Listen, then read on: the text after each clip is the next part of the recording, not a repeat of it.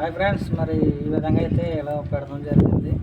ఇలా మనం నిప్పులకి ఈ విధంగా అయితే ముక్క పెట్టుకోవాలి. ఇలాగా అంటే మనం సిమెంట్లో పెడతాం కదా, ఎటు తిరగకుండా టైట్గా ఉంటుంది. అలాగే ఈ మరలో టేప్స్ ఈ విధంగా అయితే మనం ఇలా పెట్టుకోవాలి. దీంట్లో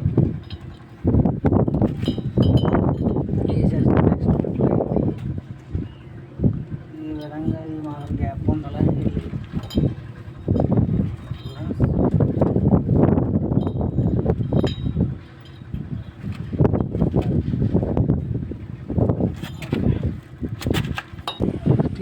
పర్లేదు మాట్లాడతా.